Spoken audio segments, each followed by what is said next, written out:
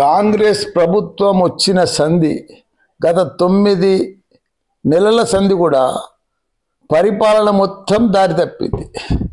ఎక్కడ చూడు కూడా గొడవలు, పంచాయతీలు, అన్ని రకాల కూడా ఇబ్బందులు మనం చూస్తూ ఉన్నాం.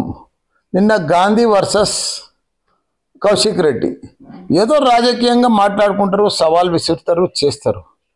కానీ కౌశిక్ రెడ్డినేమో గృహ నిర్బంధన చేసి గాంధీనేమో విచ్చలవిడిగి ఓ రౌడీలకు మాదిరిగా 15 కార్లు, పెద్ద కాన్వాయి, ఆ కార్ల పక్కకు సైడ్లో నిలబడకము, సిటీ నడి రోడ్ బోర్డులా, TV9లా వీళ్ళంతా వార్తలలో వస్తూనే ఉంది. ఇంకో 4 కిలోమీటర్లలో కౌశిక్ రెడ్డి ఇంటికి పోతాడు, ఇంకా ఇప్పుడే బయలుదేరిండు కౌశిక్ రెడ్డి ఇంటికి. ఇవన్నీ వార్తలు వస్తుండగా కూడా పోలీసు అసలు అడ్డుకొని లేదు. విచ్చలవిడిగా పోలీసు ఆయనకి ఏసీపీ అందరూ సపోర్ట్ చేస్తున్నారు. ఇంత ఇది దౌర్జన్యమా కాంగ్రెస్ ప్రభుత్వంలో? ఇందిరమ్మ రాజ్యం అంటారు, పర్ఫెక్ట్ ప్రశాంతత అంటారు, మేము మత కల్లోలను రానియమంటారు. కానీ వాళ్ళకి ఎమ్మెల్యేను కుల్లా ఇడిచిపెట్టి అది చేయడం ఏమి ఇబ్బంది? వర్కింగ్ డేస్లో పెద్ద అది గ్రేటర్ కమిటీ కాలనీలలో పెద్ద పెద్దోళ్ళు నివాసం ఉండే ప్రాంతము హైదరాబాదు సిటీ నడిబోడున విచ్చలవిడిగా వాళ్ళు కాలు వేసుకొని వచ్చి ఒక ఎమ్మెల్యే ఇంటి ముంగట, ప్రజానాయకుని ఇంటి ముంగట రాళ్ళు విసిరి, టమాటాలు విసిరి, కోడిగుడ్లు విసిరి, గేట్లు వలగొట్టి వస్తే ఎట్లా ఉంటుంది? ఎట్లా ప్రజా సామ్రాజ్యము? ఎట్లా ఇది? ఏం అడ్మినిస్ట్రేషను? పోలీస్ వ్యవస్థ ఏం చేస్తుంది? గవర్నమెంట్ ఏం చేస్తుంది? ఇదంతా ఎట్లా నడిపిస్తారు ముందు? ఇవంతా డైవర్షన్.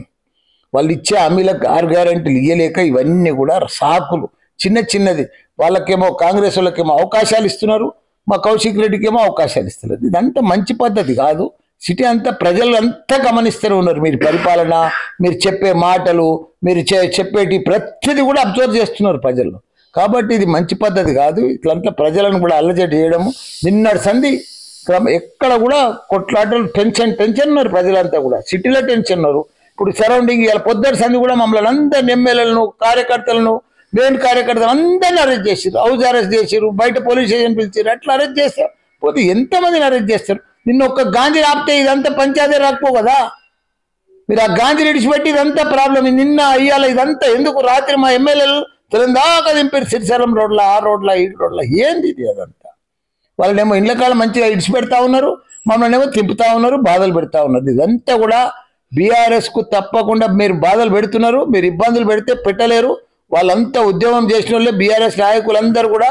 వాళ్ళకి ఇవన్నీ పాతేం కాదు, ఇది కొత్త ఇది కాదు. తప్పకుండా ప్రజలు గుర్తుపడుతున్నారు. మీకు ప్రజలు తప్పకుండా బుద్ధి చెప్తారు. కాంగ్రెస్